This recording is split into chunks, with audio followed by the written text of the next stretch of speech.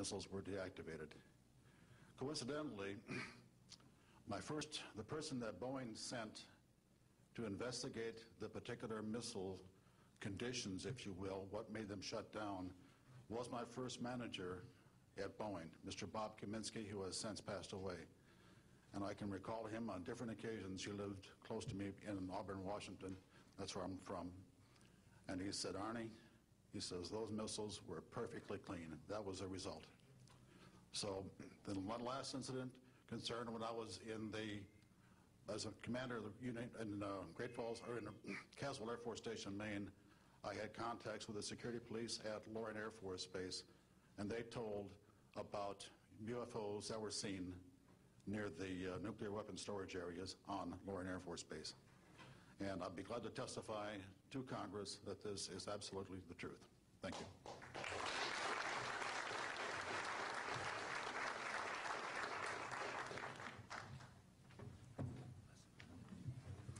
Good morning. My name is Harland Bentley. During 1957 and 1959, I was a PFC in the United States Army, stationed north of Washington, D.C. on the Nike Ajax missile base close to Olney, Maryland. In May, this month of 1958, about 6 a.m., I heard a noise outside that sounded like a pulsating transformer. I sat up in my bunk, I looked out the window, I saw a craft heading for the ground and crashed. Pieces broke off of that craft, immediately took off again. So there's a lot more to that story, but I've got to speed this up. Now, the next night, I was on radar duty. I get a call from the Gaithersburg missile base. He says, hey, I got 12 to 15 UFOs outside, 50 to 100 feet above me. So I asked him, I said, what does it sound like? He took his head mic off, held it out the van window, and said, here. And the same sound I heard the previous morning, except a lot more of them. So my radar was on standby, so I immediately turned it on and got the blip just outside of the ground clutter. I marked it on my radar screen. And then for a few minutes later, all of a sudden they took off. As they took off, the sweep came around, hit the blip. The second, and when it came around, it hit it again. That blip was 2/3 away off my radar scope. In order to get that far at a constant velocity was 17,000 miles an hour. That was my first incident. 10 years later, by this time I received a Bachelor of Science degree in electrical engineering, and I was working in California. Now, I'm sorry that all I can say is I was somewhere in California working on a classified project that had nothing to do with my experience that I had there. As I was working, and it was like 2 or 3 in the morning, California time, I heard a Houston astronaut communication link, comlink. I didn't pay much attention to it until I heard the word bogey. Of course, my ears picked up immediately. An unidentified flying object of some sort, whether it's a craft, meteorite, or whatever, was on a collision course with that module going to loop around the moon. So basically, I listened for some time, and then I stopped and went back to work. And then I heard, there they go. In the astronaut world, some of you may not know this, there's a term called green turtle. And it used to be, I don't know if it is today or not, but it used to be is you're not allowed to use profanity over the net. And the first person that does that, whoever hears it first and says green turtle, that astronaut's got to buy that man and his entire family a dinner at the most expensive place at Cape Canaveral. Well, to end this real quick, one of them said, damn, they went off, the UFOs took off. He says, damn, that was fast. And somebody yelled, green turtle. And then he said another word, a synonym to crap. And then somebody else yelled, green turtle. And you could see him grit his teeth, as now he had to buy 2 expensive meals. And my particular experience, I will testify before Congress if necessary and explain exactly what happened. Thank you.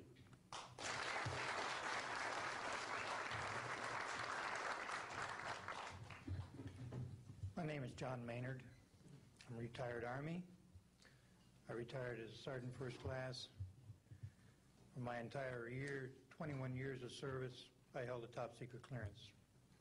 Compartmentalized at times to as high as TK, Omni, Crypto, and others. I had access to very, very sensitive documents. My testimony is basically two-pronged. One, I retired from DIA in 1980. And when as an administrator you take over an office, you take over everything and you sign for everything. And I signed for well over 2,000 documents. In order to sign and inventory those things, you have to read them.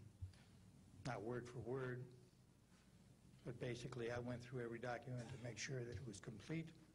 It was there as they told me, that when I turned my charge over to the next person, those same documents were there.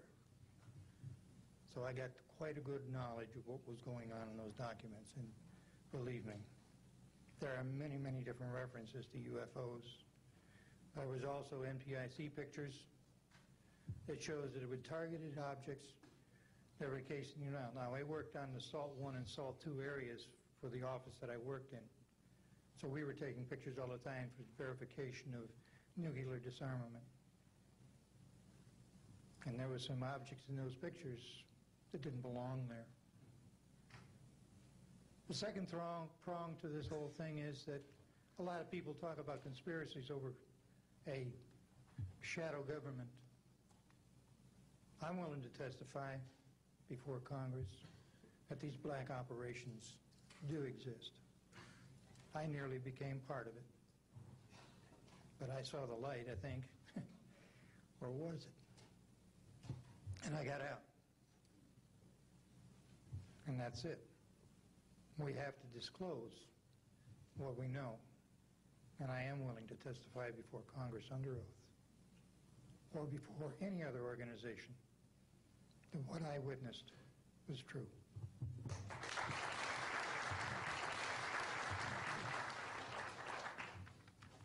Good morning. My name is Karl Wolf, and I was a precision electronics photographic repairman with a top secret crypto clearance in the United States Air Force. I was stationed at Langley Air Force Base in Virginia. In 1965, in mid-1965, I was loaned to the Lunar Orbiter Project at NASA on Langley Field. Dr. Colley was in charge of that project. They had problems with a piece of electronic equipment that was bottlenecking their production of photographs. I went to the facility, and when I walked into the facility, there were scientists from all over the world. I was stunned, actually, to see people at a NASA project from all over the world. It didn't make any sense to me initially. I was taken into the laboratory where the equipment was malfunctioning. I couldn't repair it in the dark. I asked to have it removed. Airman second class was in the dark room at that time. I was also an airman second class.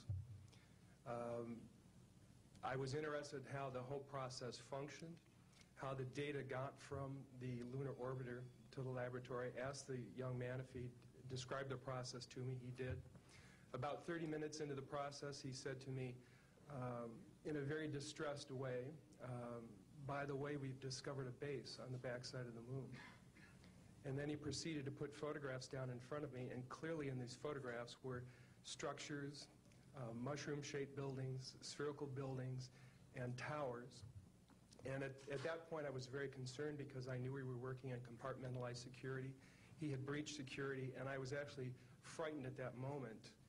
And I did not question him any further. And a few moments later, someone did come into the room. I worked there for 3 more days, and I remember going home and naively thinking, I can't wait to hear about this on the evening news. And here it is, more than 30 years later, and I hope we hear about it tonight.